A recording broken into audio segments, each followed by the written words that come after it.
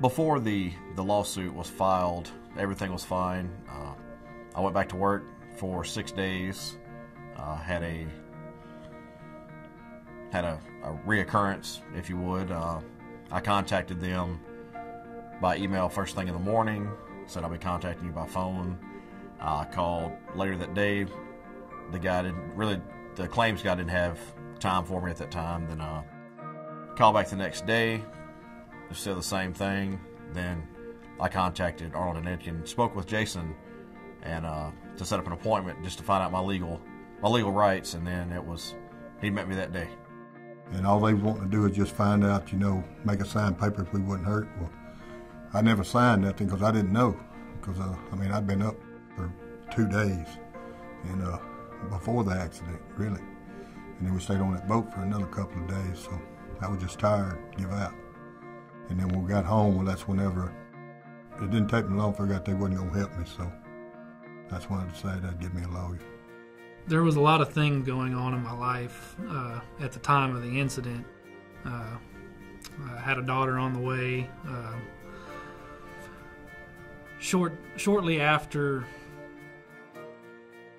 the incident, it was a couple months, still dealing with some pregnancy issues with my fiance at the time.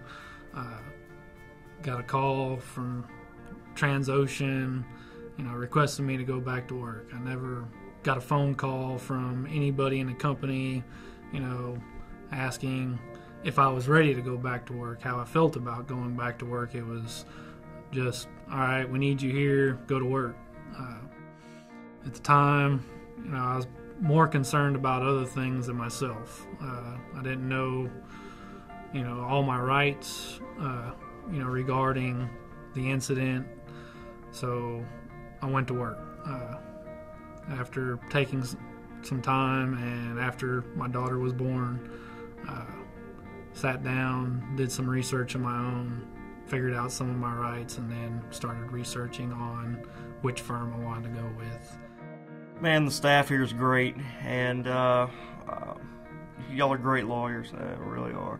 And I couldn't ask for a more friendly, more personable group of people to work with.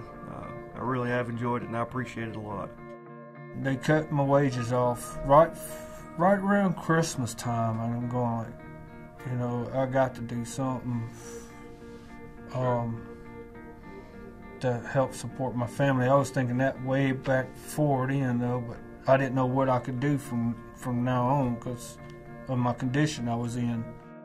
Well, Transocean, they got me set up with counseling service, and as for the doctors, they didn't even appoint me any doctors. I had to go through Aaron. He was my first attorney, and then I guess the case was a little too big for them, so he moved me over here to Curtin, and Curtin started taking over, and I started seeing doctors, and it was pretty impressive.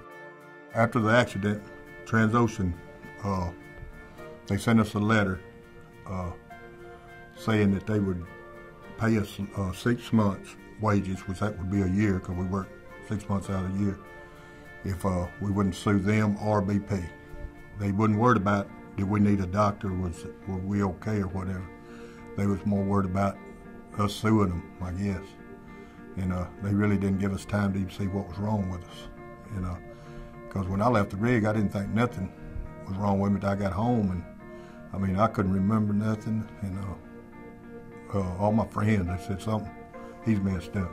So I sat around, I don't know, a couple of weeks or so, and me and my wife had talked, and that's when we decided we'd get the lawyer, And I called Kurt, talked to him, and he was going to set up an appointment. He said, no, I'll just come to your house and we'll talk.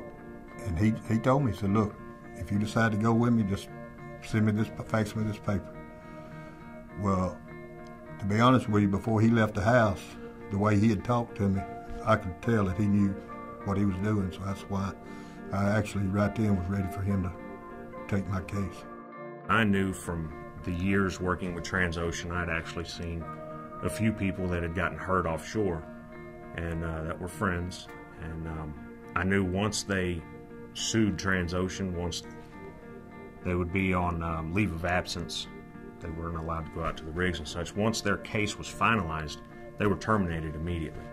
And also knew that Transocean cuts off your pay whenever you do file suit against them, more or less to squeeze you out, to make you settle as quickly as possible and to not have to pay as much or what have you. With Arnold and Itkins, that was another huge concern of mine the first time I came to them, and they said, you have nothing to worry about.